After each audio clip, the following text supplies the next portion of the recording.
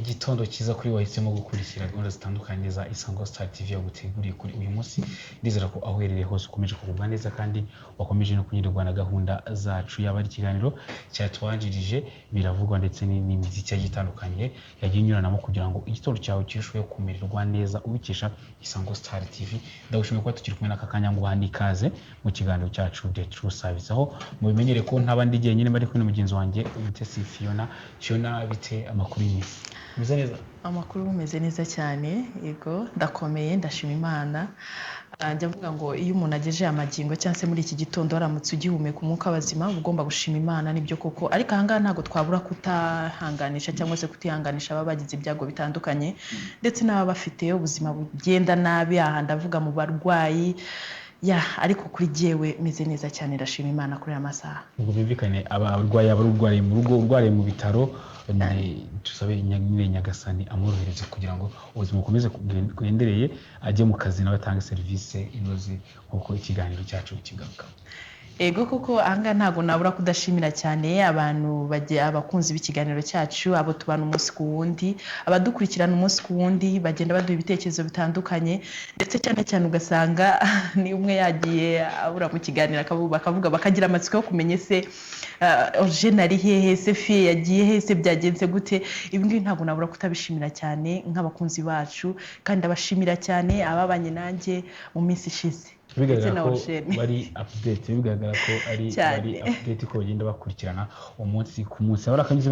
rero kugira ngo dutangire ikiganiro turi mu mwuka umwe, twese tumeze neza, abari twe hano muri studio ndetse n'abadukurikiye bibereye mu ngo zabo cyangwa yibereye mu kazi. Ariko twe intego yacu, ikiganiro cyacu akaba ari gushikariza nyaboneka uwo utanga serivisi kugerageza kuginoza, ubwo wakira bakugana nyiri wakira neza, ukabakirana na yombi, ugakorana nyaboneka nk'uwikorera, ariko n'umugendo w'ibikorwa cyangwa umukiriya akagira uruhare muri iyo serivisi ahabwa, ahubwo kuba ibisabwa kugira ngo ayibona ari byiza byujuje, akisohoka n'umutima mwiza. Ayibona ari byiza agashimira, yayibona ari mbi akayihakana. Ngira ngo ariko n'insanganyamatsiko turugaruke kuri uyu munsi aho turi kureba se, kugira ngo bananabizi yuko ari n'ikintu dukunda kuvuga muri iki kiganiro, tugira tuti yaba ari we mugenerwabikorwa, yaba ari umutanga serivisi, byakabaye byiza ko twakuzuzanya muri rwa rwego rwo kugira ngo duharanire cyangwa se buri muntu amenye uburenganzira bwe. Iyo uzi uburenganzira bwawe, hari byinshi cyane bigufasha kugira ngo ujye kugera kuri bwa burenganzira bwawe, bityo ugasanga murimo muragenda mwuzuzanya cyangwa se n'aya serivisi tuvuga umunsi ku wundi irimo iragenda neza. Kugira ngo ntabwo byagerwaho rero, kugira ngo tuzamure urwego rw'imitangire ya serivisi, ntabwo byagerwaho bikozwe n'uruhande rumwe. Birumvikana ko ari impande ebyiri, ari utanga serivisi ndetse n'uriya uyisaba, bakuzuzanya kugira ngo nyine serivisi batanga urusheho kunoga umunsi ku munsi. Ngira ngo rero mbere ko twinjira mu nsanganyamatsiko yacu mu gice cya kabiri cy'ikiganiro cyacu, nzi ko tubanza gutumikira aba badutumye ko tukubwira ati nawe mu byo ukora umunsi ku munsi gana Isango Star, yaba ari radio ndetse na televiziyo, tugufashe kugira ngo mbaga nyamwinshi imenye ibyo ukora. Ijya muri gahunda y'iterambere ukesha Isango Star, twabonye ko burya akatamamajwe cyangwa ibintu byawe bitamenyekanye nyine bihera mu isoko cyangwa akabuza umuranga nyine kaheze nk'iduka. Birumvikana rero tugana rero tugabishyira ku mugaragaro, mbaga nyamwinshi amenye ibyo ukora umunsi ku munsi, maze bakugane utere imbere natwe dutere imbere. Iyo ntego yacu harabinkwa kuza tugezeho. Ubu turi kumwe na Nyirangarama Entreprise, urwibutso hariya kwa Sina Gerard, bagufitiye product cyangwa ibya made in Rwanda birenga 30 bikuru, bakora ibya made in Rwanda birenga 30. Ubwo ni iby'iwacu cyangwa se nibiva iwacu hano mu Rwanda, bikorerwa ahangaha mu Rwanda. Yes, product zirenga rero 30 zikorwa na Nyirangarama hariya kuri Entreprise urwibutso. Ikindi bakora nuko ibiciro bari ku ruganda no ku mashami hose atandukanye mu gihugu, ibiciro birangana ndetse biranareshya. Ahangaha tukubwira tuti uyu mwaka tuzi neza yuko ni byinshi cyane cyangwa se ni products nyinshi cyane za Nyirangarama, ariko uyu mwaka hari akaje nk'akarusho nk'uko mubizi, cyangwa se nk'uko mubizi yuko hari hakera akarusho, akarabo, akandi, ariko ubu ngubu noneho akari ku isonga kuri uyu mwaka ni akarusho, aho bagiye baguhindurira icupa ritandukanye cyangwa se bwa budasa, mu buryo bwo kugira ngo mu by'ukuri gutekerereza umukiriya burya ngo ni kimwe mu bintu byiza cyane muri serivisi utanga. So uyu mwaka rero Nyirangarama yabatekereje cyangwa se yashyizeho akarusho mu bijyanye na, hari utuntu twiza cyane ushaka gukoresha cyangwa se ushaka kuba wakwifashisha mu rugendo rwawe, ukaba wagafata ugenda, bityo yaba ari icyaka ndetse n'ibindi byose mu bijyanye n'inzara bigenda neza cyane. Ndetse ntago bibagiwe cyangwa se ntago bigeze bibagirwa abatari buzuza imyaka, bari hasi y'imyaka 18. Ahangaha turavuga 15, 16, babafitiye akarusho ahanga baragufasha rwose ubundi bigende neza cyane. ubwo aho ngaho niko badafata agasembuye nyine hari agashya nka ji nziza cyane, akarabo nka biswi n'amafu meza ya Kanozo. ngira ngo rero akarusho abakemerewe bafite imyaka hejuru 18 ubwo ufata ku gasembuye. Narivuze ngo abari hasi y'imyaka 18 akarusho, ahangaha turavuga kemerewe abari hejuru y'imyaka 18. Yego yesabo rero ujya turi muri iki kiganiro ni Star Times yo gufite promotion nyinshi zitandukanye. Dusabe rero kubanga bw'ibyuma badufashe dutumikire aba badutumye mu buryo bucurangitse, ubundi tuze twakira nyine umutumire wacu udufasha gusesengura kuri iyo nsanganyamatsiko. Turagaruka mu kanya.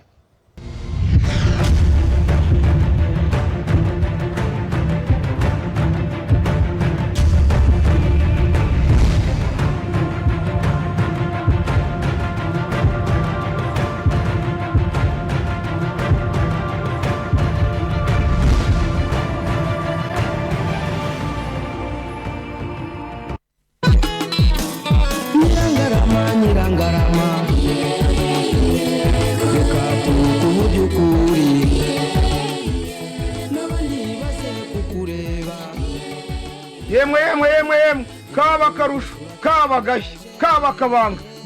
byose ni Nyirangarama. Yaba makwe, iminsi mikuru cyangwa se wakira abashyitsi, ntutangwe kuri Nyirangarama. Akanoza ngendo kuri ibyo byose ni urwibutso w'inshuti kazakuzirikana ubuziraherezo. byose bikomoka kuri za mbuto z'umwimerere, akabanga gakomoka kuri rwa rusenda piripiri, ndetse n'akarusho inzoga y'umwimerere iva mu bitoki, kandi byose bifite uburyohe bwuzuye intungamubiri. Nyirangarama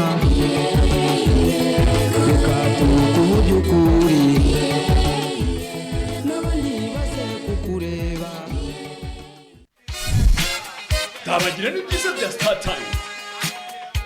Tsindira ibihembo buri wa gatanu birimo televiziyo digitali ya rutura, ibikapu, amakayi n'amakaramu, imipira ndetse n'amakarita yo guhamagara. Biroroshye cyane. Ku muguzi mushya gura dekoderi ifite antene mbere yaguraga 29,000 ubiragura 20,000. Tuguhe na classic bouquet ifite chaîne 68 ku buntu, cyangwa ugure dekoderi ifite dishi y'igisahani ku mafaranga 30,000. Tuguha amezi 2 ya abone murere chaîne zose. Kandi rero ntucikwe no kugura televiziyo digitali twakubise hazi ibiciro. Ya pusi 24 iri kugura 139, noneho ya televiziyo ikunzwe cyane ya pusi 32 iri kugura amafaranga 179. Ku muguzi usanzwe gura abonema y'ukwezi. Star Times kudabagize n'ibyumweru 2 wirebera abonema yisumbuyeho ku buntu. Ku muguzi umaze amezi 2 arenga ataragura ifatabuguzi gura abonema y'ukwezi ureba amezi 2, cyangwa ugura amezi 2 ureba amezi 4. Mbese iyo ugura yose turagukubira kabiri. Ntucikwe n'iyi poromosiyo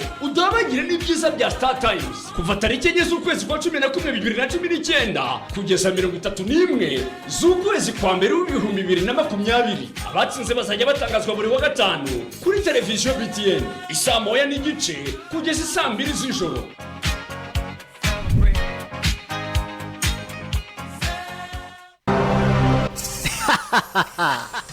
Waba warigeze kugira inzozi zo kwambara ukaberwa ngo buri wese akubaza aho uhahira? Gana Bride Image maze kwambike ukabya inzozi zawe. Barakwambika ukubona wese akakubwira ngo wambaye neza. Wow! Waba ufite ubukwe, uri umukobwa se urashaka ikanzu nziza? Ibi byose nta handi wabisanga uretse muri Bride Image. Bride Image ni iduka ryambika abageni, rikorera mu nyubako y'isoko rya Nyarugenge, ni muri etaje ya 2 umuryango wa 64. Tugufitiye amakote meza, amakanzu y'abageni. Ikindi kandi iwacu umukiriya n'umwami. Ukeneye ibindi bisobanuro waduhamagara kuri nimero 0788 41 25 04. Bride Image, kukwambika ukaberwa niyo ntego yacu. Wow!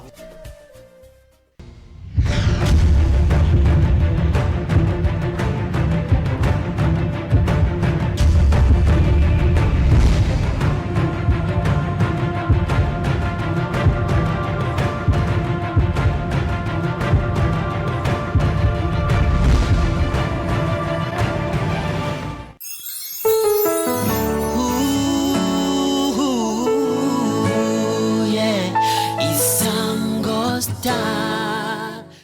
Yes, ni Isango Star TV gikomeje gukurikira by'umwihariko mu kiganiro The True Sides. Twatubwiye ko nyuma gutumikira abadutumye tuza twinjira mu gice cya kabiri cy'ikiganiro cyacu aho tugiye gusesegura ku insanganyamatsiko muri kubona kubonye ko mu tugereranyije n'umwaka washize itangwa rya serivisi kuri ubu ngubu ryasubiye inyuma mu nzego zitandukanye yaba mu buzima mu burezi muri rusange ndetse no mu bikorera bwo mu bikorera harimo n'abacuruzi birumvikana abacuruzi burya atanga serivisi nziza nyine abakiriya bariyongera agatera imbere atanga serivisi mbi abakiriya bamucikaho akagira n'ubwo yanahomba turiko rero bo twibaza se ingamba bafite abacuruzi kuri ubu ngubu kugira ngo ireme rya serivisi abagana umunsi ku munsi ryiyongere rizamurwe ingamba bafite kuri ubu ngubu ni izihe ntabwo turi twenyine tukaba turi kumwe n'umucuruzi ahangaha mu Rwanda twamwakira mu kiganiro cyacu akaba yitwa Eric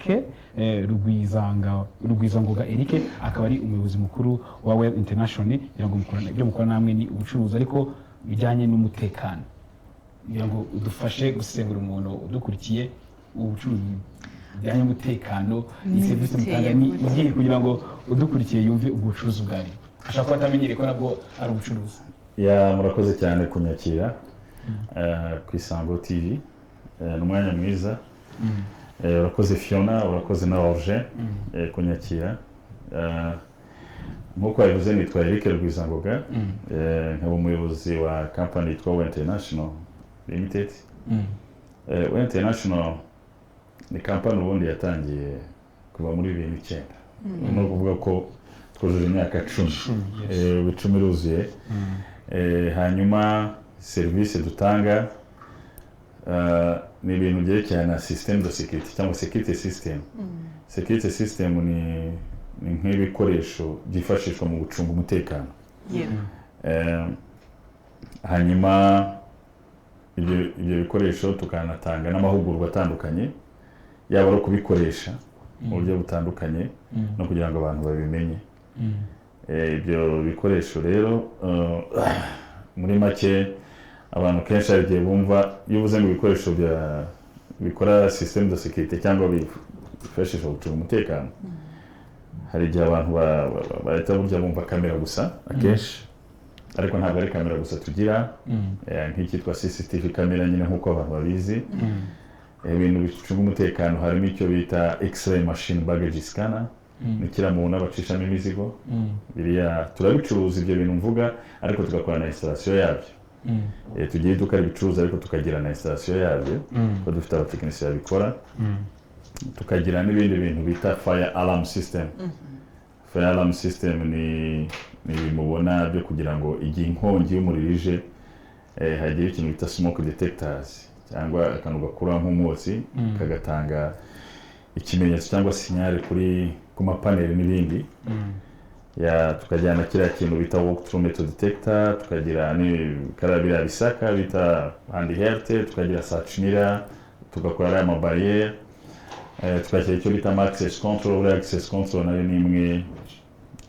mu bintu bituma umutekano uhari kugira ngo winjire ahantu ukoreshe finger ukoreshe password cyangwa ukoreshe carte electronique. Muri make tukakora n'ibintu bita firefighting system. Firefighting system irimo fire extinguishers irimo icyo bita fire hose birebera mu nabyo imigozi tugatanga n'amahugurwa yabyo uburyo umuntu ashobora kubikoresha. Muri make ni ibyo ngibyo ariko harimo n'ikindi twakoze hano mu gihugu cyacu twazanye icyo bita CIT. CIT ni ikintu bita cash in transit. Ngira ngo muri no minsi yashize burangiye ngiye amahirwe ko nakoze no muri banki. No muri banki ngitangiramo hari ibintu bitwaga massage. Massage ni ukuvuga ngo byaro kugenda mugafata amafaranga ahantu ariko mukazana kuri banki. Nyuma rero yo kubona aho nagira amahirwe yo kujya mu mahanga nkajya kwiga nabonye ko ibyo bintu ubundi bikorwa na company private companies za security.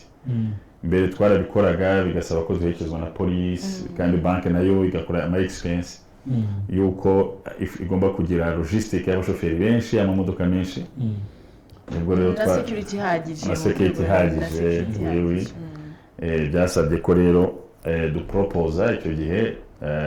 ISCO icyo gihe twaga Intersec ariko witwa ISCO hanyuma dutraining icyo kintu bita CIT cash in transit. Njya muri no minsi musigaye mubona ko ariyo ifata amafaranga ku mabanki n'ibindi biriya bintu nitwe twabikoze nka Web International. urakoze cyane kirango ikibazo cy'amatsiko final byangana ko mucyo ijambo ni Web International ni ikorera mu Rwanda cyangwa mu Rwanda n'ishami ubundi n'abantu benshi iyo bumvishije ijambo rijemo ikintu kijyanye na international wumva mu by'ukuri bishobora kuba ari ikintu cyagutse wenda Eric yadufasha akatubwira se mu by'ukuri iyi company yatangiye 2009 yego koko ese yatangiriye hehe ese yaje ari international cyangwa yaje ari ahantu hamwe yakoreraga urakoze cyane Fiona. Web International yatangiye ari lokali hano iwacu mu Rwanda ariko icyo gihe yitwaga Web Company ntabwo yitwaga Web International yitwaga Web Company. Wow bivuze bwaragutse yaragutse icyo gihe rero kugira ngo yaguke twatangiye ari ibintu bikora lokali nyine turimo ama system de sécurité ndetse twakora na cleaning ibintu bibona bikora n'amasuku byari iyo umuntu agitangira kenshi company abameze nk'umuntu uvangavanga ibintu ariko atarafata umurongo neza. Ariko mu gutekereza nashatse abapartner cyangwa abantu twafatanya kugira ngo company yaguke kuko urabona nk'izo produits zose twagiye tuvuga zitandukanye nta na hamwe ushobora kuzibona zikorerwa hano mu Rwanda bisaba kuzitumiza mu mahanga. Byasabye rero ko dushaka abantu dushobora gukorana nabo baba ari abacuruzi izo produits baba ari abantu batanga ama training baba iki niyo mpamvu mubona hariho nka company yitwa MM Global ni company ni mu Budage ariko gukora no muri East Africa igafasha ku bintu byerekeranye na training igafasha no ku bintu byerekeranye na investigation private investigation n'ibindi. Byasabye ko dushaka yitwa Matrack niyo muri Israel system niyo muri Israel nayo ku bintu byerekeranye na security system. Dushaka n'iyitwa Kenya Risk ariko nubwo yitwa Kenya Risk ariko nayo ni ya German ijyanye n'ibitwa VIP protection kurinda abantu. Buriya hari ibintu akenshi nka buriya nk'urugero hari abantu baza mu Rwanda ari abastar ari privé abantu ba privé ntabwo bakunda ko abantu bamenyekana ko bari no mu gihugu akenshi tubimenya banagiye. Icyo kintu nicyo dukora abo bantu turakorana nabo bakabafata bakabatwohereza tukabashakira logistique yose then tukabashakira uburyo babona iyo security hanyuma muri tourism aho bajya n'ibindi byose abantu tugakorana gutyo. Ariko nubwo mvuze gutyo hari izitwa Proline UK nayo dukorana nayo mu Bwongereza. Hari Smith Detection iba muri German. Hari yitwa Security Scan iba Hong Kong nayo icuza ibyo bintu. None ibyo bintu rero twarabihuje n'abo bantu bose hanyuma nuko haje ibibazo ariko twavuga na branch Burundi hanyuma ibyo bintu byose tubihuje nibyo byabyaye Web International. Eric reka twigarukire hano iwacu mu Rwanda uzi cyane kuba tugaragarije ishusho cyangwa se igishushanyo mbonera aho mwavuye naho mugeze ibyo zose ni inzira mwanyuzemo mu rwego rwo kugira ngo nk'umunyarwanda yiteze imbere cyangwa se u Rwanda rugira aho ruva rugire naho rugera. Reka tugaruke hano mu Rwanda twiberetse mu by'ukuri nkawe Eric iyo urebye guhera igihe mwatangiriye 2009 kugeza ubu ngubu nk'umuntu wikorera ubona nk'iki kintu kijyanye na business cyangwa se umukiriya kuri wowe avuze iki kugeza uyu mwaka tugezemo? Urakoze cyane Fiona. Ubundi banabica umugani ko umukiriya ari umwami. Njya ntekereza abantu ko mbere yo gutekereza amafaranga n'ibyo niyo dukorera yatuma tubaho ariko wakagombye gutekereza umuntu ugatekereza umuntu ukavuga uti uyu mukiriya wanjye ngomba kumufata neza. Nkunda no kubiganira n'abantu byo twicaye tuganira ku bintu bya business. Igihugu cyacu ni gito iyo bavuze ngo igihugu cyacu ni gito buriya n'abakonsomateri uko nabyita burya abari bake iyo ukoze rero mistake yuko udatanze serivisi neza ubwo ubugiye ngira ngo na company urafunga kuko zirahari nyinshi zitangira zigafunga. Ariko ngenda ndavuga muri iyi sector yacu sinshaka n'ahandi ariko nibyo navuga muri rusange kugira ngo ubeho hano ndetse wenda atari na hano gusa n'ahandi wenda ni uko uba ugomba gutanga iyo serivisi nziza ku mukiriya kugira ngo agukorere rekomandasiyo. Twebwe rero nk'iwacu mu kintu cya mbere icyo kintu tugiha agaciro gakomeye ntekereza ko niyo mpamvu tumaze imyaka yose 10 guhera 2009 kugeza muri 2019 tukaba tugikora tukiraninga nta muntu uratubwira ati hano mwambangamiye hano kuki mutamaye serivisi nziza n'ibiki nibyo ntago habura utubazo mutamwumvikanye wenda n'umuntu ariko umukiriya tuwe tumufata nk'umuntu ukomeye muri kampani yacu ya International. Ukira aho ngaho bwana Eric turebye tugeranyije umwaka washize n'uyu mwaka amafaranga yinjira kuri serivisi zatanzwe yarazamutse aho usanga yarazamutse kuri 8 ahandi usanga yazamutse kuri 3 ahandi kuri 6 kwijana. Amafaranga yarazamutse ariko abanenga abishimira serivisi bo baravuga ati ntago ari nziza ntago ari nziza ntago yishimiye ku rugero rushimishije ariko amafaranga noneho avamo yo yariyongereye. Ahangaha ubona biterwa n'iki? Ntago ubwo uriya mukiriya yaba yibwe yaba acibwa amafaranga ariko ugasanga muri serivisi ahawe kandi amafaranga yatanze zikabigira nkaho ari kwibwa. Icyo kintu kuko uvuga kirakomeye kuko no kuvuga ngo umuntu araza akaka serivisi. Dufite icyo kintu cyo ko umuntu yaka serivisi nyine akavuga ati nta kundi ubigenze ndayiriha ariko akagenda ababaye. Icyo gihe washobora ashyiraho komantere akavuga ati nibyo amafaranga yanjye nayatanze kuri serivisi runaka ariko ntabwo icyo nabonye cyangwa serivisi nabonye yanogeye. Njye nkatekereza ko harimo ibintu njya mbona harimo d'abord tugira ikintu cyo kureba ikintu bita physique kureba umuntu uko ahagaze. Icyo kintu uko asaje yambaye ate aje ameze ate bigenze bite ujya mubibona urugero nko mu bukwe ukabona umuntu kuko afite imodoka runaka aratambutse imodoka bayitwaye imbere kuko umuntu yambaye ikote runaka bamushyize imbere bambabarira abantu b'insengero usanga n'umuntu aje mu rusengero ko yambaye ikote nabo bakamwicaza imbere cyangwa kuko aturamisha. Icyo kintu rero icyo kibazo tuba gifite cyane cyo kureba uko umuntu ahagaze tuba gifite pe. Icyo kintu ni ikibazo nacyo kigomba kwigwaho kuri uyu muntu ahagaze gutya ndamuha service yabona nk'abantu n'urugero uyu nguyu ateye atya agatangira kujisha umuntu atitaye ko umuntu wese angana imbere ye. Icyo ni kimwe. Icya kabiri ntekereza ko hagomba kubaho n'amahugurwa kugira abantu guhora babaganiriza ku kintu cyerekeye na serivisi cyane ko n'igihugu cyacu mu kintu cya mbere gitanga ni serivisi par rapport n'ibindi ntago dukora ku nyanja ngo abantu bajye birirwa bari ku nyanja tugira kuri polo burya hano ari ku nyanja amafaranga bagira ariko twebwe ko yakuntu turanclave cyangwa tubizore ni ukuvuga ngo tugomba kugerageza gutanga serivisi neza. Abo bantu rero bakwiye kuba buri munsi babahugura ariko abantu ushaka kuvuga ko babahugura ni abayobozi babo cyangwa abayobozi b'ibigo runaka. Ntabwo hari ibintu bitakaza amafaranga bitari ngombwa. Ntabwo uzakuzana umuzungu turutse ngo US we ngo aze kutwigisha ngo serivisi nibyo ashobora kuba ubumenyi runaka afite ariko azongera wowe ku byawe utekereza ko gutanga serivisi ni umutima d'abord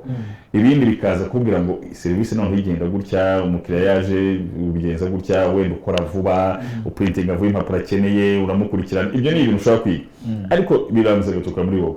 Njye nkatekereza ko abayobozi b'ibyo bigo bakwiye kumenya kwigisha buri munsi abakozi babo kugira ngo bumve yuko serivisi cyangwa umukiriya ari umwami nkuko twabivuze. Icya gatatu ntekereza ni motivation ku bakozi kuko hari ibintu hano dufite nabyo umuco utari mwiza. Hari ibintu tukizemo ko ngo abakozi mu mende every ntoya ngo abantu bahembwa amafaranga make. Umuntu umuhemba amafaranga make nawe azaguha serivisi iciriritse azatanga serivisi iciriritse azakora icyo mu Kinyarwanda bita gukora ku jisho n'ubu hari azaseka rwose. Ushaka kuba uri aho ngaho kuri reception uri umuyobozi w'ikigo runaka wa hoteli wa company nkawe ahantu twakira abantu hari showroom yacu n'iki abakiriya bazanye ugasanga umuntu yasetse yabaye serivisi nziza ariko wamara kugenda hirya agabana undi se amafaranga agenda akajya mu mufuka we twe nta n'ikintu tubonaho ntekereza ko nta mushahara mwinshi, nta mushahara uba muremure, nta mushahara uba mwinshi. Nagiye mbona ko nabaye umusarariye igihe kinini, nkava ku mafaranga make cyane, ngenda nzamuka uko nazamukaga, ariko nasaba buri gihe atampagije. Ariko igihe cyose iyo waganirije n'abo bantu ukababwira serivisi, mutaye serivisi, dore ukababwira open, dore ibyo dutanga, ukabaganiriza, akenshi iyo serivisi batangwa. Wenda ikindi cya kane cya nyuma ni uko mugomba kuba inshuti, mukoresha n'abakozi bakaba inshuti, ntubere boss. Ngenda atanga urugero wanjye, ngewe unanyise boss ntabwo twakumvikana, ntabwo mbikunda pe. Nanjye rero numva ko nabikangura n'abandi kwitwa patron, boss arinjiye abantu bagatitira oya. Abantu no mu inshuti yego ugomba kuba umuyobozi ugatanga amabwiriza, nanone hari icyo bita kumenyera, ntibamenyere cyane, ariko nanone mukagira teamwork, mukaba inshuti, mukagira gute, akenshi mukungurana ibitekerezo, nawe akakubwira ikitagenda, akakubwira ati umukiriya wacu akeneye iki, umukiriya wacu akeneye gutya, dukwiye kubigenza gutya, ukabyumva. Ntuzi utanga amabwiriza gusa, ahubwo ukumva ibitekerezo bavamo, cyane ko aribo bahura nabo buri umunsi ku munsi, buri munsi. Ntabwo waba uri kuri reception, ntabwo uri umutekinisiye ngenda avuga wenda nk'iwacu ujya kuri site gukora, ujya kuri site gukora burya niwe represent wa company. Nkunda no kubabwira ndabagana buri uri image ya company, ukuri bwitwa no kubari bufate company. Nugenda ugatanga service nziza, nugenda ugakora ibintu biri smart, nugenda utasinze, nugenda ntukora amanyanga ari ahantu, iyo image ya company iragaragara neza. Rero ntekereza ko wenda muri make icyo kintu ibyo bintu izo point enye zikozwe hari icyo byatanga. Urakoze cyane. Ahangaha nakwibariza ese bwana Eric, mu by'ukuri wagiriwe amahirwe yo kwambuka imipaka, uragenda urareba, ese mu by'ukuri ku kintu wagarutse ugira uti hano mu Rwanda turi agahugu gato, ariko mu by'ukuri ku gahugu gato kacu twishimira aho tugeze, ndetse hari byinshi cyane tugezeho, ariko cyane cyane nk'abanyarwanda twebwe dutanga serivisi. Ese ubona kuri iki kintu wagarutse ugira uti twebwe turacyafite ikintu cyo kureba uko umuntu aje ameze, uko umuntu aje ahagaze? Iyo urebye muri biriya bihugu wabashije kujyamo, gukandagiramo, ukareba serivisi uko ihagaze, ukareba n'ibyo byose, ubona nk'abanyarwanda aritwe dufite iyo ndwara? Urakoze cyane kuri icyo kibazo. Ni inzira ko iyo ugeze mu mahanga nyine ukareba serivisi ukuntu bayitanga, natwe tukareba iwacu, uba usanga bitameze neza. Ariko nanone hari ahantu hari ibintu ngereranya, ngira ngo haba harimo n'akantu k'umuco, simbizi, haba akantu k'umuco kakanyine nawe mvuga kare, k'ibintu byo kureba ko umuntu ahagaze. Kuko ndatanga nk'urugero kuri nk'izi hoteli, ntajya wenda kuri ibi byacu bya system de sécurité, nko kuri izi hoteli ubona bivuga en general, kuri izi hoteli nini iyo uzigiyemo ukareba ukuntu abantu bahagaze, ukareba ukuntu abantu bihuta, izi tuvuge 5 star, tuvuge izo za Marriott, tuvuge Radisson Blu, tuvuge zo mu Kinigi, za Singida n'ibindi, ubona hari ukuntu serivisi yihuta. Niba ari uko baselectinga abantu muri benshi bagafatamo bake, simbizi. Niba ari motivation, simbizi. Ariko iyo ugeze muri amahanga, cyane ko nayabayemo, none nkaba n'ahantu ko buriya nabaye no mu mahanga ngemba na barman buriya mu mahanga, nabonye uburyo serivisi nicyo kintu cya mbere umuntu yitaho. Nicyo kintu umuntu yitaho. Ngiye kuvuga nk'urugero, urabona nka hano mu supermarket, haba muri supermarket nta ntebe ihaba rwose. Hari ahantu ubona haba hari abantu twishyurira, nta ntebe ihaba. Ni ukuvuga ngo umuntu wese akora ahagaze, agatanga serivisi, akajya akora iminota 45, akaruka 15 akagaruka. Nicyo bita gukora ku isaha hari. Ukora iminota 45, 15 ukagenda ukaruhuka. Akenshi inyuma haba ari tapi iri abantu birukankaho kugira ngo wongere ugire imitsi, cyangwa kofi wongere ugaruke mu kazi. Ntayihaba. Ariko twebwe usanga nk'umuntu nk'icyo kintu, umuntu aricaye yadamaraye, ari kuri WhatsApp, ari kuri Instagram, ari kuri Facebook. For example, ari banki imwe nagiyemo ejo bundi, ariko njya kurigisha, ariko umuntu wa customer service urumva nge yarandi inyuma yanjye. None ndahindukira gutya, ni customer service muri banki s'il vous plaît,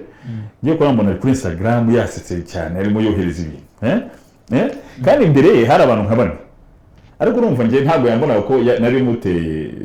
yaranteye umugongo nari muteye umugongo ariko ngenda hindukira ndabibona ibyo ni urugero rumwe nabonye njye rero nkasanga abantu uko amafaranga yabangana kose uko waba uhembwa kungana kose ikintu cya mbere nutanga serivisi nziza cya kigukora kizazamuka byanze bikunze kizazamuka kuko umuntu azavuga ati ngenda ajya muri Rwanda International kubera ko bampa serivisi nziza ubwo ni ukuvuga ngo rero niba wahembwa 200,000 twari dufite abakiriya tuvuga 100 tukagira 200 ni ukuvuga ngo chiffre d'affaires yacu izazamuka nizazamuka uzajya kuri 250 hari ikintu abantu rero tugomba no navuze ngaruka kuri ka kantu k'umuco kacu kariya kantu ko kubarira nyirikigo kumubarira hari akantu buriya abakozi tugira ka kantu kacu k'abanya simbizi n'abanyafrika ko kuvuga ngo tuvuge par exemple ukoze market ya miliyoni 10 mu rugero ariko umuntu hari 200,000 noneho igihe cyose akubarira ku kwezi nkurikije kandi ubwo na comptable twinjije miliyoni 30 dukora imisoro n'ibiki byose hasigaye miliyoni 20 kuki wayi mpembwa desani kuki bosi ngiye kwandira amafaranga tweri iki urumva agatangira nk'ibyo bintu byose akaba agiye mu kubarira cyangwa se agatangira kubarira company yatangira kubarira company rero bitangira kumuvuna muri we iyo bitangiye kumuvuna muri we abakora avuga one sales ntituyinjiza akayitwarira ni ukuvuga ngo already gutanga serivisi bizabe bahise ariko ntabwo bazi ko hari ibintu byinshi cyane company kandi ntabwo nanone wajya kwicara uvuye ngo ugiye kubwira abantu b'ikigo cyawe ngo babwire ngo details 1 2 3 4 5 kuko hari abantu d'abord ntabwo wajya kumubwira ngo kugira ngo ubone ibya marketing wabanje gukora marketing iyo ugiye gukora marketing ahantu ugomba kwicara kugira ngo uganire n'uwo muntu ugomba kuguha marché umusobanurire hari expense ukora runaka expense runaka ukora ntabwo wajya kumuha ayo details mu bwite nagiye kugana n'umuntu runaka bitewe n'ukuntu ateye ushaka kumutwara ahantu bagura isambusa 5,000 we ntabwo wajya kumubwira ko ari isambusa abantu baraga sambusa n'icyayi uhave wishyura 1,100 bitewe na market ushaka izo details ntiwazimuha hari details zo kwishyura ama offices hari details z'amatransfer runaka ntabwo izo wazimuha kuko ubashije kubimuha ahubwo wasanga atagihabashije guhembwa ashaka kwiruka akavuga ati ni iki noneho icyo wahuze uvuga byahariye amahanga ikintu umuntu areba nakazi areba akazi ke akavuga ati ngewe ni amasaha 5 nkora hano hantu ndayakora nyakoze neza nk'uko agomba kuko nawe umuyobozi wahariye ngira ngo nicyo cyatumye na serivisi yihuta uko utanze serivisi niko guhemba bo niko bameze donc ne bara capitaliste niko nabyita yuko ikigo runaka ugatanga serivisi n'icyo guhembera akubonyeho n'akayirere gato urataha nta bintu byo guca ku ruhande nuvuga ngo niba kubwiye par exemple nk'ibyo nabikoze nkubwira ukora nko muri bare ntubumuvinga uzasanga hano iwacu usanga nk'umuntu akora muri restaurant cyangwa iki kuya ko ukabona wenda abakiriya ni bakeya wagiye mu nguni aricaye igiye kuri telefone oya ugomba kuhora nkona no kwibwira abakozi banjye ugomba buri gihe cyose gukreye yuko hari ikintu urimo gukora ushobora no guhita ugenda ukaranja akantu gutya kuri table gusa ukajya ufata nk'igitambaro ukagisubizaho ukongera ukagenda ugafata nk'ahantu ugafata nk'akandi kantu donc ugahora umuvinga ntekereza ko icyo kintu abantu bumva yuko gutanga serivisi nayo bizamuzamura akumva yuko avuye ku rwego ariko nanone agatekereza cya kintu twavuze kare ko n'iki gihugu cyacu ikintu tugomba gukora kugira ngo kizamuke ariyo serivisi kuko urabona ko ni ikintu cyagiyemo imbaraga kirimo imbaraga twakira inama nyinshi twakira abantu benshi batandukanye reka ngaruka no kuri ibi byacu niba dutanze fire extinguisher muri hoteli runaka tugasondeka ntibikora neza ejo hakaza inkongi y'umuriro wajya gukana ugasanga igikora ese bizagenda bite niba dutanze walk through metal detector abantu baceckinga umuntu agacekinga afite imbunda akinjiramo kitamucekinza akagenda agakora dega bizagenda bite donc uvuga ngo akantu kose umuntu akora agerageza ugakora neza n'abo bantu bose batanga serivisi bihereza kuri twebwe abayobozi b'ibigo runaka tugerageze kuhora tugana n'abakozi bacu kugira ngo bumve neza ko ari cyo gigomba gutuma hari iterambere runaka urakoze cyane bwana Eric mbere ko dufata akaruko leta igira uburyo ki ifasha abari abatanga serivisi muri rusange ndetse n'abasaba serivisi musange ko bakangurira utanga serivisi kugira ngo ayitange neza nk'abagenerwa bikorwa natwe kugira ngo tumenye ese serivisi nziza n'imizite ariko ugasanga hari cyari ikibazo ngo nantangiye bivuga ugasanga twaragabanije byaragabanutse ese ikibazo cyaba kiri uko umurindi wagabanutse ikibazo cyaba ari uko uri utanga serivisi atarabyumva cyangwa ikibazo cyaba ari uko uri usaba serivisi ahubwo yakangutse wa wundi utanga serivisi wagisinziriye ugasanga twe dusaba serivisi wenda n'urugero twamenye agaciro ka serivisi z'uko iba imeze uriya uyiduhawe ntabwo aragera ku rwego rwo kuba yayumva tukamubureminga kuko twamaze kuyibukanguka ubwo wenda ntunganiye mugenzi wanjye ni kwa kundi kuvuga ngo umugenerwabikorwa amaze kumenya uburenganzira bwa serivisi ahabwa reka mbaze ku kintu cya mbere hari ikintu nanone mu rwego rwa serivisi nshaka kuvuga ko abantu mu gutanga akazi bareke santima bareke ikintu bita santima donc baho umuntu ushoboye akazi baho umuntu ushoboye akazi niba njyewe Eric Rugwizamuga ndi owner wa World International usange kampani yose yuzuyemo baramubangiye barumuna umugore basaza be barumuna banjye oya uwo muntu azabifata like family azabifata nka famille icyo gihe serivisi ndakubwiza ukuri zapfa rwose zapfa kuko nanjye byambayeho ijya guhindura nuko byamvuniye nuvuga ni experience nabonye nibyo ashobora kuba ari muramu wawe cyangwa ari muramu ariko ashoboye ashobora ntabwo mvuze ngo ntiwamuha akazi ntiwakamuha kuko hari relation mufitanye ariko ashoboye wakamuha ariko mu kintu cyerekeye no gutanga akazi bigira open ushoboye mu rwego runaka aba ari we uhabwa ayo mahirwe icyo ni kimwe kuba agomba kuba ashoboye ahabwa ayo mahirwe iyo serivisi zihuta ariko nubizanamo ngo uyu ni uwa boss iyo serivisi zabipfuye rwose icyo kintu banyumve ikimenyane abantu ubwo leta bo barapiganwa ariko ndashaka kuvuga muri private sector kubera ko abantu benshi amakampani menshi abantu ni ba owner icyo kintu bakiteho cyo kumva yuko abantu bakwiye gukora mu kazi ari abantu babishoboye icyo ni kimwe ikindi cya kabiri wari uvuze kuri icyo kintu abantu tumaze gukanguka koko tumaze gukanguka guhabwa serivisi mbi umuntu akarekarama rwose avuga ati ibi bintu byawe nta kigenda ndetse mu kuberekarama haje social media buriya nayo hari ikintu yerekana ku buryo ngira ngo no mu n'ibipimo bituma bigabanuka kubera ko social media iba yabivuze yageze ko mbere social media ari nkeya ibinyamakuru byandika kuri internet amateleviziyo nk'aya ngaya amaradiyo bikiri bikeya ntabwo abantu bamenyekana ariko umuturage araba ari ibwiramvura niwe umuyobozi runaka cyangwa ahantu runaka umuhaye serivisi mbi n'uyimuha we ahita ahamagara ashobora guhamagara kuri radiyo hari n'igihe usanga ashobora guhamagara kuri ahantu hariho hose nimero siriti uko ziza amateleviziyo yageze ahantu henshi amaradiyo ibiki hari n'igihe ashobora guhamagara mu kiganiro cy'imikino ukumva ahamagara avuga ikibazo cya serivisi kuko ari uwo mwanya yumva ababaye agahita ahamagara kuri ya radiyo atitaye kuvuga ngo ni ikiganiro runaka icyo kintu nacyo cyatumye ibyo bintu byo gutanga serivisi itari nziza bigaragara biboneka ariko mwene nkumva yuko nayo yaba motivation imwe yo kuzatuma abandi batanga serivisi mbi nawe wenda bagira hari ikintu cy'ubwoba kuko bati uyu muntu nintanga serivisi mbi already ikintu kirahita kimenyekana kandi kimenyekana bakavuga ngo ni ahantu runaka batanze serivisi mbi radio mbona abantu benshi nkuko natangiye mvuga kare turi kuri market itari nini automatically muzamenyekanye kandi buryo umuco wacu turavuga nyarwanda turavuga uzagenda umuntu yicaye ahantu arimo afata akafanta cyangwa afata akabyeri niba kamwa bahita bakuganiraho bakuganiraho undi yumve kandi urabona twebwe umuntu wese ahita no kubitamureba umuntu wicaye kuri table runaka ariko urumva n'ibindi byindi table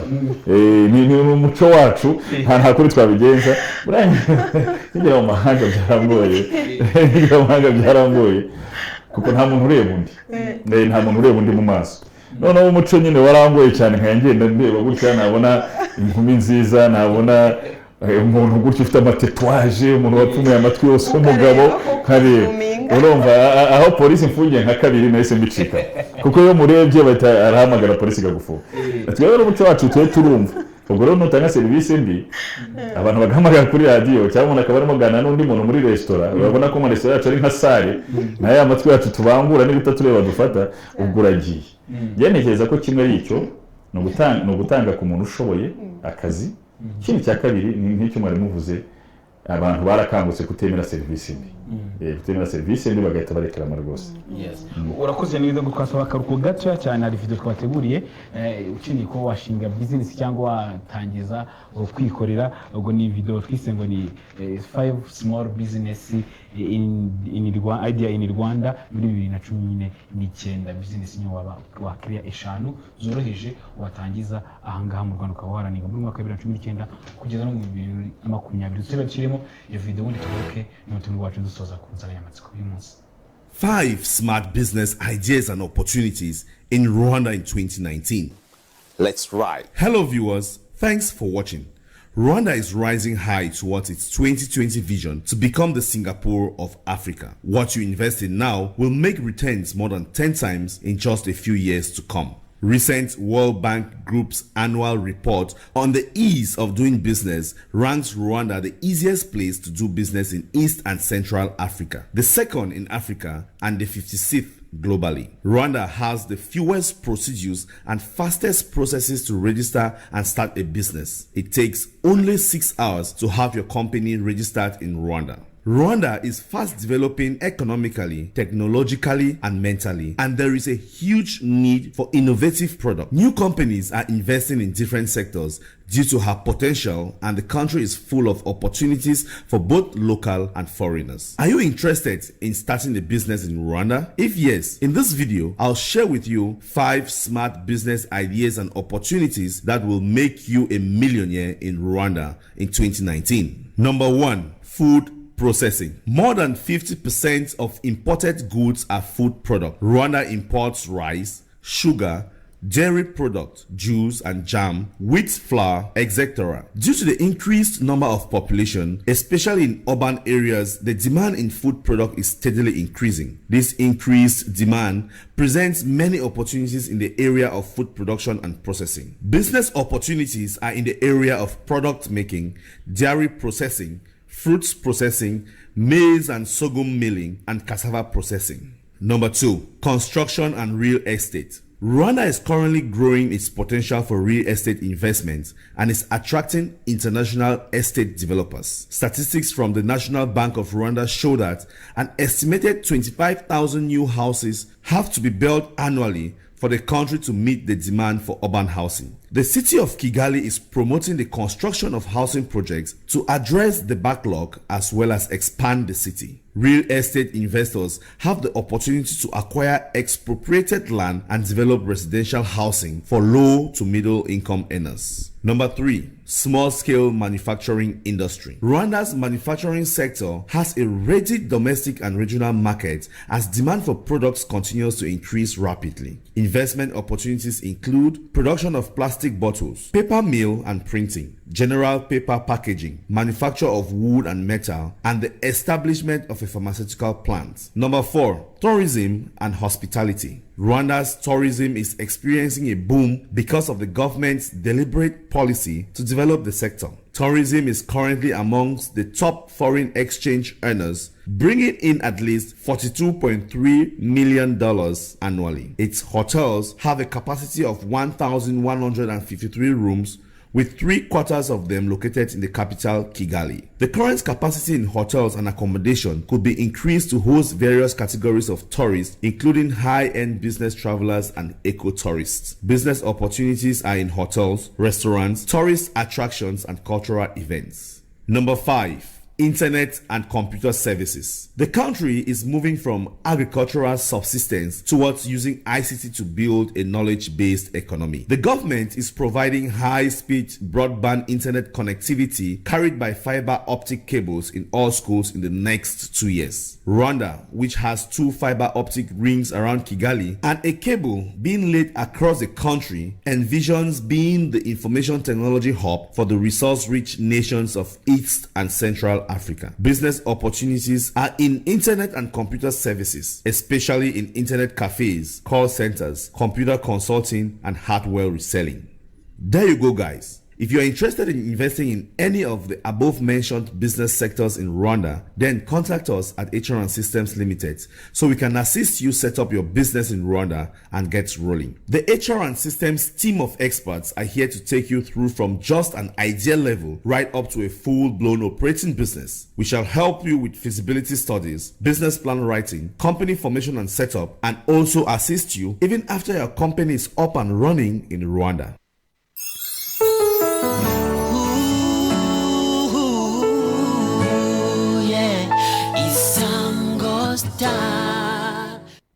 ngira ngo rero wabonye izo business small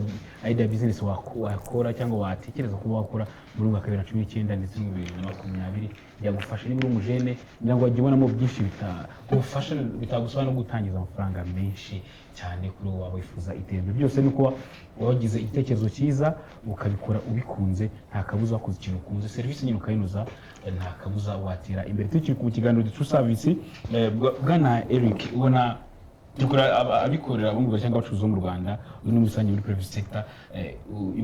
imbaraga muri gushyiramo kugira ngo iri muri da service izamurwe ko tubona ko byagabanutse ako nabyo ko tujya ku mbaraga muri gushyiramo ngo ubara byarateye iki kugira ngo service ibe yagabanuka ariko tugigaruka kuri abangaba abikorera tugaruka mu bikora muri rusange abacuruzi bakora nk'ibyo mukora ubara byarateye iki kugira ngo ugigabanuke kandi birige ukeneye gutanga service nziza kugira ngo agafaranga wenda ntunganire na mugenzi wanjye ku kibazo yarababajije tubona neza ko nk'abikorera hari ikigo gihari kibahagarariye mukorana nabo umunsi ku wundi ese ngaha twakwibaza tutese mu by'ukuri kuva kino cyegeranyo cyasohoka nka kino nka runo rugaga rw'abikorera ari rwo wenda PSF twabivuga mu magambo arambuye tukavuga tuti mu by'ukuri ni igiki ibafasha umunsi ku wundi ese nk'abikorera hari aho mugira cyangwa hari amahugurwa muhura nabo baturutse muri icyo kigo cya PSF kibafasha mu bijyanye no kwihugura muri rwego rwo kugira ngo uyu mwaka niba twarasubiye inyuma cyane cyane ubona ko private sector arizo zagiye zigaruka cyangwa se service zabo zikiri hasi wenda mukavuga muti umwaka utaha hari ingamba twihaye muri rwego rwo kugira ngo tuzamure iyi service murakoze cyane PSF ni secteur privé y'abantu bikorera ariko ntekereza ko nayo ikwiye guhaguruka kuko niba bisubira inyuma ni ikigaragaza ko hari ikibazo kuko ntabwo ikintu cyasubira inyuma kuko nta kibazo gihari ubwo no uvuga ngo nabo bicare barebe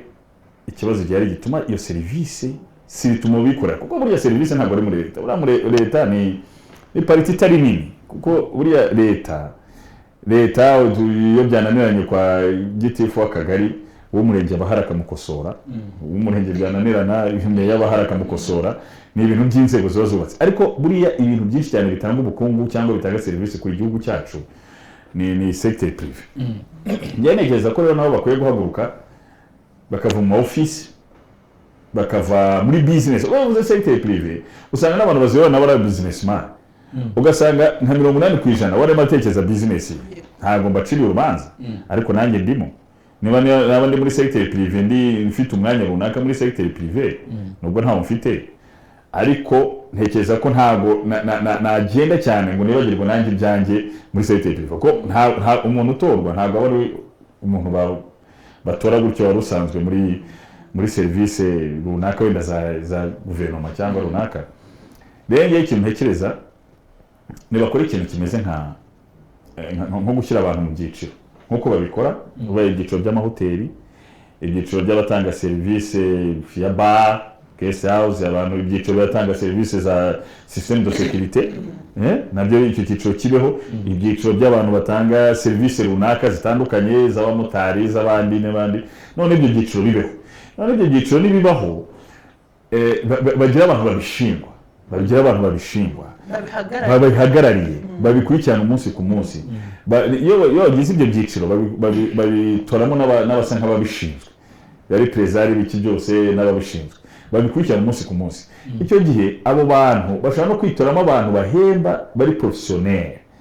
kubera ko nibyo nahoze mvuga niba ntera kuba perezida tuvuge wa association y'abantu bacuruza cyangwa bese ibintu bya système de sécurité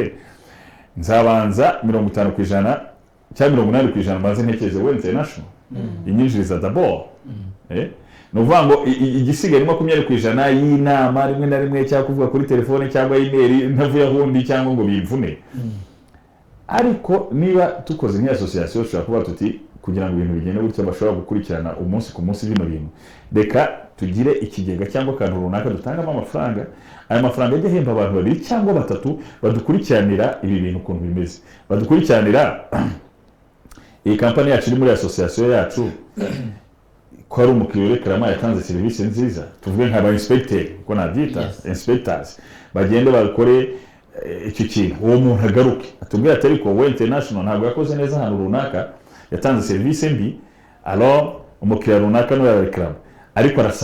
arasaba ko ibi bintu byagenda gutya na gutya, habamo kugaya, habamo guhanwa, habamo no kugira ikintu tubwira umuntu twavuga tuti no ntabwo dushaka ko iyi serivisi runaka. Niba no ku mahoteli de sel n'ahandi ntekereza ko niba haguruka muri icyo kintu kizakunda kandi bakinda sentiment, kuko buriya muri secteur privé hari byazamo sentiment, usanga urashaka gufasha umuntu runaka gusa oya kugira ngo bizamuke bigomba guhera kuri wa mucuruzi wo ku Kamonyi hariya ucuruza akalimentation, ukamuhera hariya nawe umuhera nawe akagenda akumva yuko agomba gutanga serivisi kuva saa moya ntajye kuryama. Bura tugira abantu usanga aracuruza yagera saa sita, abaturage bo muri ako gace bakaba bazi ko ngo ajya kuruhuka akagaruka saa 10. Rero ugasanga iki kintu cyarafashe, kandi rero hari abantu bakeneye iyo serivisi ugasanga kubera ko byihutirwa. Mu rugero wenda nka farumasi, kubera ko umuntu arwaye yihutirwa akava nko hako Kamonyi agatega taxi akazagura ikinini Kigali, ariko kubera ko atari buze kukubyutsa buze kumuha icyo kinini kandi bagifite. Icyo gihe rero secteur privé aho hantu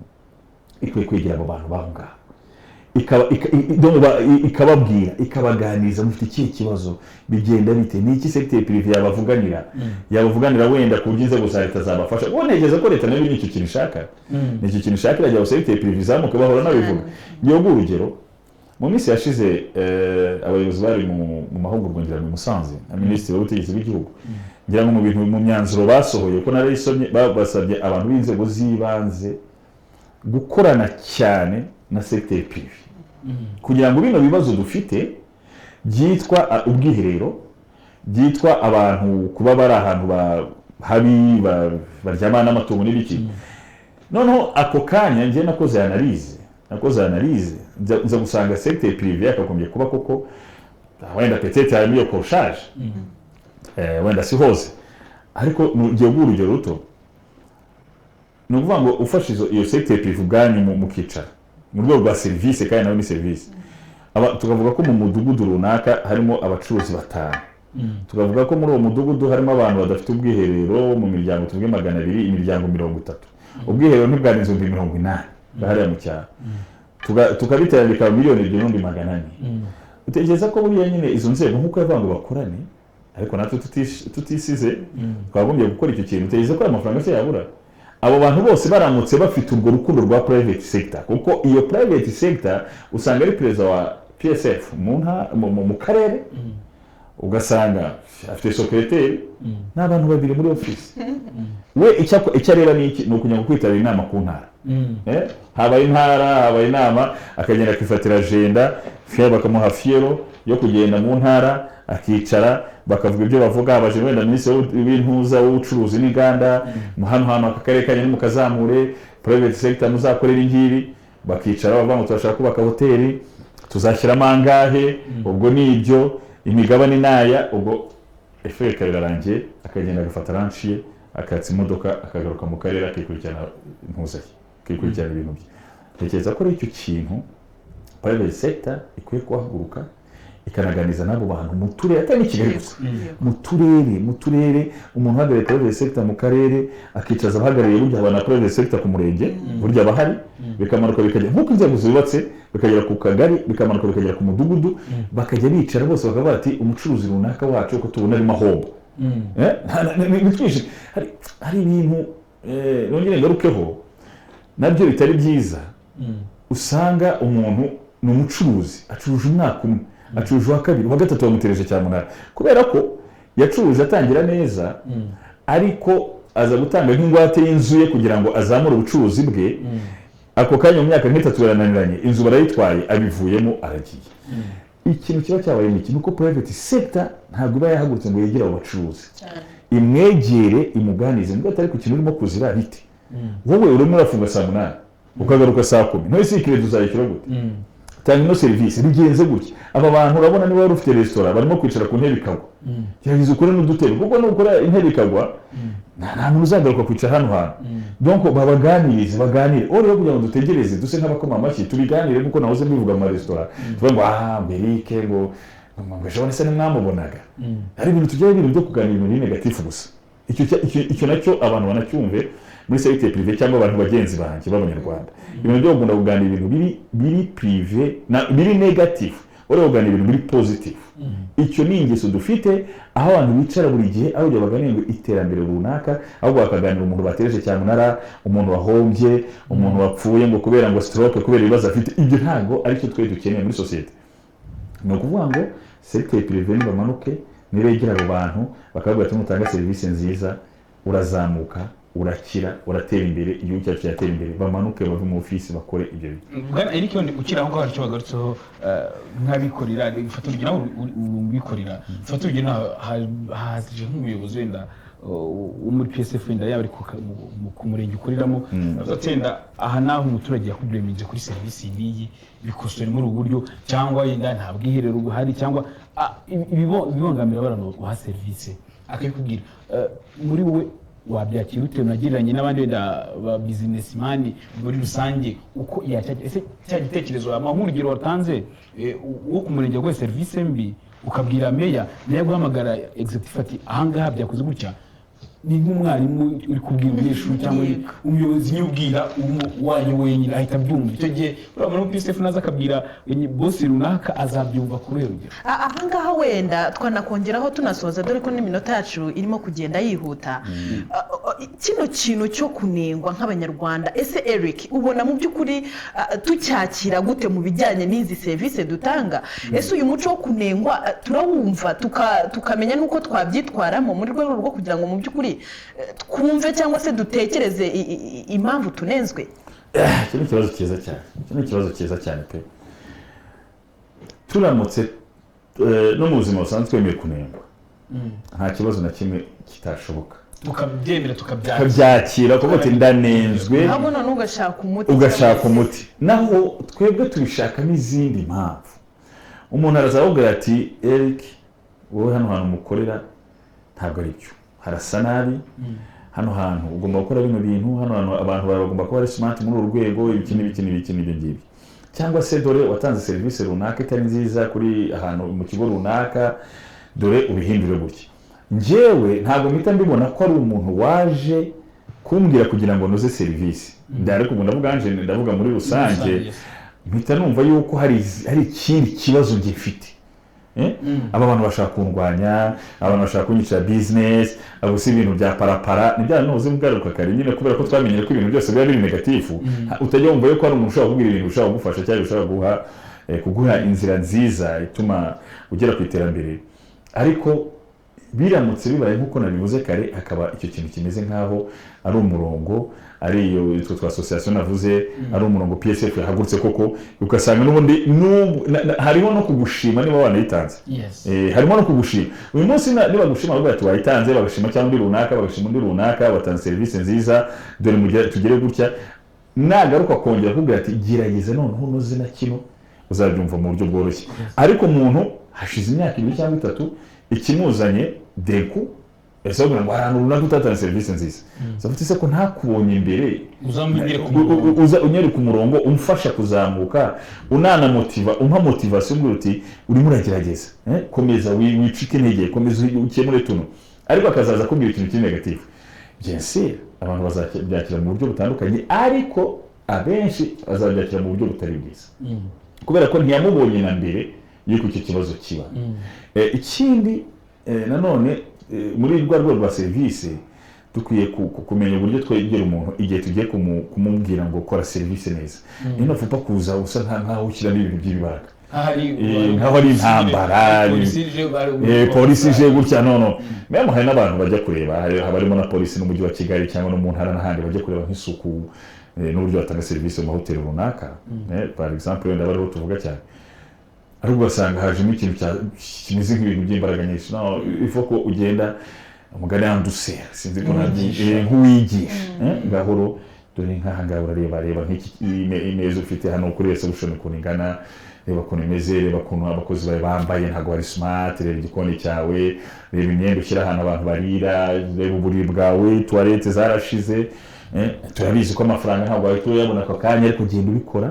pole ugenda nawe na amatoilette 3 ukamujyana yamutereka mu by'ubuhinde gahoro byakunda kwere kuri uniforme wera ku mashuka usije ijugenda toilette nk'eshatu ugira ngo sinamara ameze ngo